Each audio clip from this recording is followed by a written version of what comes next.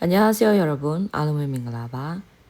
디디가 비디오하러 topic 2 일기 넘버 10요. 피소니 링신 뺨마 펴봐래. 일기 넘버 10하러 graph 되고 နိုင်ရှင်ရတဲ့အရာလေးပဲဖြစ်ပါတယ်အဲ့တော့သူ့ရဲ့ဖြေဆိုနည်းလေးက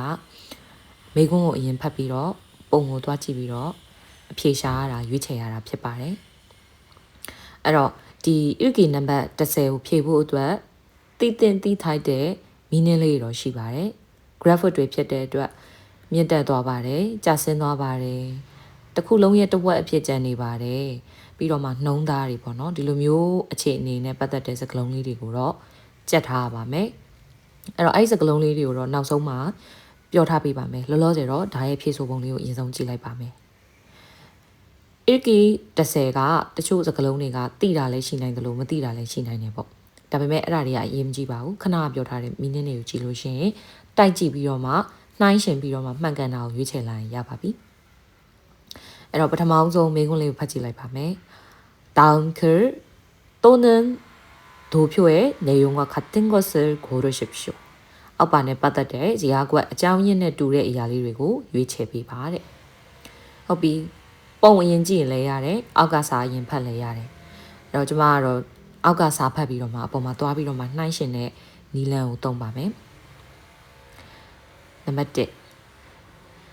스마트폰을 받고 싶은 어른이가 가장 많다လို့ပြောတဲ့စကားလုံးကိုသိတယ်အများဆုံးဖြစ်တယ်တဲ့အဲ့တော့အရှိရအကြောင်းရင်းက smartphone 받고 싶은 အဲ့တော့ smartphone လိုချင်တဲ့ကလေးဆိုတော့ဒီနေရာမှာအမတ်ဘာသာအလုံးမပြန်တတ်ရင်လည်းရတယ်ပေါ့နော်အဲ့တော့ smartphone ဆိုတဲ့အရာကိုအရင်တွေးလဲဆိုလို့ရှိရင် smartphone ကိုတွားကြည့်လိုက်တယ်အများဆုံးလို့ပြောတာဖြစ်တဲ့အတွက်ကျတော့ဒီထဲမှာအများဆုံးကိုကြည့်လိုက်လို့ရှိရင်32%ကအများဆုံးအဲ့တော့32%နီး에와 동물ဖြစ်တဲ့အတွက် smartphone လို့ပြောထားတဲ့နံပါတ်1ဒီတစ်ခါတည်းမှားသွားပါပြီအဲ့တော့တင်းတစ်ခါတည်းဖယ်လိုက်လို့ရတယ်ပေါ့နံပါတ်2 게임기가 장난감을 받고 싶은 어른이의 비율이 같다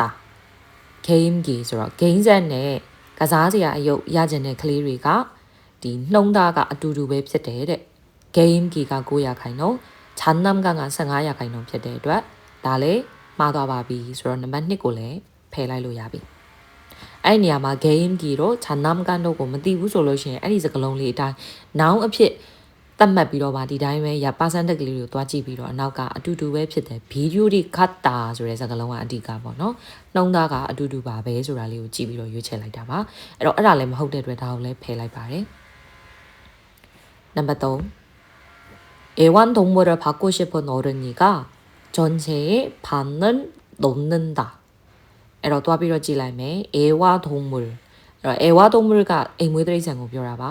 အိမ်မွေးတိရစ္ဆာန်လိုချင်တဲ့ကလေးတွေကဘယ်လောက်လဲ 전체의 반을 넘는다 ဆိုတဲ့အဓိပ္ပာယ်ကိုသိရပါမယ်ဒီမှာတော့ 전체 ဆိုတာတစ်ခုလုံးရဲ့ 반을 တစ်ဝက်အဖြစ် 넘는다 ကျန်ရစ်နေပါတယ်တဲ့아니에요ဘာလို့လဲဆိုတော့32%ပဲရှိတာပါအဲ့တော့မဟုတ်ဘူးပေါ့နော်အဲ့တော့မှားတာတွေအားလုံးဖြစ်သွားတော့နံပါတ်4တစ်ခါတည်းရွေးလိုက်လို့တော့ရတယ်ဒါပေမဲ့ပို့ပြီးတော့မှမှန်သွားအောင်လို့နံပါတ်4လေးပါဖတ်ကြည့်လိုက်ပါမယ် 스마트폰보다 옷, 신발을 받고 싶은 어른이가 더 많다. 스마트폰ထက်ကိုအင်ကြီးအဝတ်စားနဲ့ဖက်နက်တွေကိုလိုချင်တဲ့ကလေးတွေကပို့ပြီးတော့များပါတယ်တဲ့တိုက်ကြည့်လိုက်တော့ 옷, 신발가 25% 있고 스마트폰은 19%만 있으니까 이거 맞아요.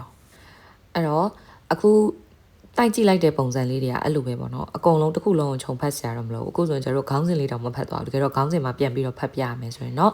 어른이라 받고 싶은 선물 အဲ့တော့ကလေးများနေမှာလိုချင်တဲ့လက်ဆောင်များဆိုတာလေးကိုစစ်တမ်းကောက်ပြီးတော့တို့က graph ကလေးနဲ့ဖော်ပြထားတာပေါ့အဲ့တော့အဲ့ဒီရာခိုင်နှုန်းလေးတွေကိုကြည့်ပြီးတော့မှအောက်ကစာကြောင်းလေးတွေနဲ့ကိုက်ကြည့်ပြီးတော့မှအဖြေမှန်ကိုရွေးလိုက်တာဖြစ်ပါတယ်အခုကတော့ graph ပုံစံနဲ့ပတ်သက်တဲ့ဝေါ်ဟာရလေးတွေကိုပြောပြမှာဖြစ်ပါတယ်အဲ့တော့ graph နဲ့ပတ်သက်တဲ့ဝေါ်ဟာရတွေကိုကြက်ထားမယ်ဆိုရင် ilki number 10ရယ် listening 듣기 number 3ရယ် writing number 53ရယ်ဒါတွေကိုတစ်ခါတည်းရသွားမှာဖြစ်ပါတယ်အဲ့တော့ဒီ meaning လေးတွေကတော့ကြက်ကိုကြက်ထားရမယ်သိလဲသိရမယ်ပေါ့တေချာပေါက်ကြက်ထားပါ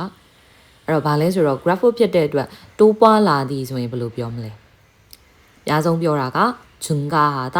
늘어나다တိုးပွားလာသည် တကယ်လို့ယော့နေသွားသည်ဆိုရင် 감소하다 줄어들다 ယော့နေသွားသည်အဲ့ဒါအောင်မှကျဆင်းပြီးမှပြန်ပြီးတက်လာတယ် 감소했다가 다시 중가하다 တက်သွားပြီးမှပြန်ကျဆင်းလာတယ်ဆိုရင် 중가했다가 다시 감소하다 ဒါမှမဟုတ်လို့ရှိရင်လေအပြောင်းလဲမရှိရပ်တက်နေတယ်ဆိုပြီးပြောခြင်း변화 없이 일정하다 အဲ့ဒီစကားလုံးလေးသုံးလို့ရပါတယ်အဲ့တော့ခဏပြောပြသွားတယ်ဒီစကားလုံးလေးတွေကအဓိကဖြစ်ပေမဲ့ဒီထက်ပိုပြီးတော့မှသိထားရင်တော့ပိုပြီးတော့ကောင်းနေပေါ့နော်အဲ့တော့တစ်ခုလုံးဆိုရင်တော့ 전체 반ဆိုရင်တဝက်ဗီဒီယိုဆိုရင်တော့နှုံးသားကိုပြောတာဖြစ်ပါတယ်အဲ့တော့ဒီထဲမှာအားလုံးသိမဲ့စကားလုံးကတော့ခါကြမောင်းတာတို့ခါကြချော့တာတို့ဒါတွေသိထားလို့ရှိရင်လည်းဒီနေရာမှာအသုံးဝင်ပါတယ်အဲ့တော့ဒီနေ့ကတော့ဒီilki number 10အတွက်ကိုဒီပုံစံလေးရှင်းပြလိုက်တာဖြစ်ပြီးတော့မှနောက်ဗီဒီယိုမှာတော့တခြား background ပုံစံမျိုးလေးတွေကိုထပ်ပြီးတော့ရှင်းပြပေးပါမယ်အားလုံးပဲတတား